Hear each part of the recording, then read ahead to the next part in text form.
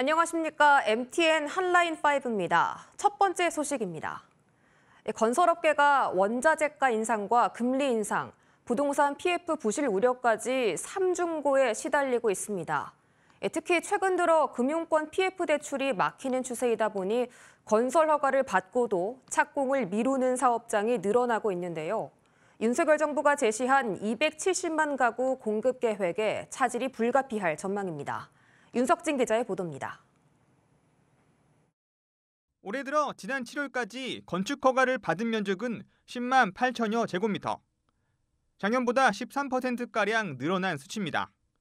반면 착공 면적은 6만 7천여 제곱미터로 오히려 12% 넘게 감소했습니다. 허가는 떨어졌는데 울며 겨자 먹기식으로 사업을 연기한 사업장이 늘었다는 뜻입니다.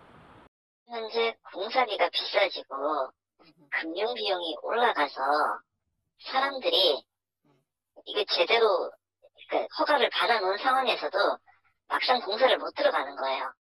실제로 증권사의 부동산 PF 대출 평균 금리는 지난 3월 연 5.7%에서 6월 이후 10%대로 뛰었습니다.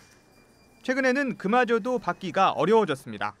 4대 시중은행이 PF 대출 심사를 사실상 중단했고 증권사들도 수익성 악화 우려에 PF 대출 승인을 꺼리는 분위기입니다.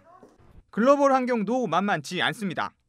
미국 중앙은행이 3연속 자이언트 스텝을 밟으면서 국내 기준금리 또한 인상이 불가피해졌습니다.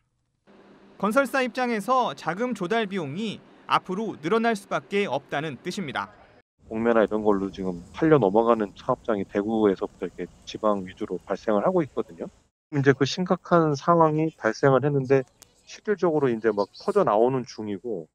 지난 2008년 글로벌 금융위기 때의 악몽을 재현하는 것 아니냐는 우려마저 나옵니다. 대한건설협회에 따르면 2009년 이후 약 7년 동안 60개가 넘는 건설사가 워크아웃이나 법정 관리를 신청했습니다. 자금 여력이 부족한 중소 건설업체들은 더욱 심각하게 휘청거릴 가능성이 높습니다. 지난해 건설 대기업들이 6.7%의 영업이익률을 달성하는 동안 중소기업은 4.9%에 그쳤습니다.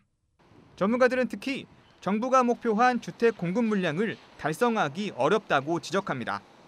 자재 가격 상승에 이어서 금융 비용까지 증가하고 있어서 사업을 지연하거나 투자를 보류하는 기류가 형성되고 있기 때문에 한동안 건설 경기 하향세는 불가피할 것으로 판단하고 있습니다. 정부도 대책 강구에 나선다는 계획입니다. 부실 방지 차원에서 지금 금융담보원이나 금융위원회가 이 부분을 강하게 조이고 있다 보면 또 부분적인 또 부작용들이 있을 수 있잖아요. 그런 부분에서 미세 조정 차원의 우리가 정책 부분들은 늘 열려 있는 것이다.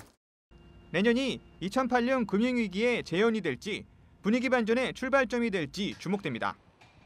머니투데이 방송 윤석진입니다.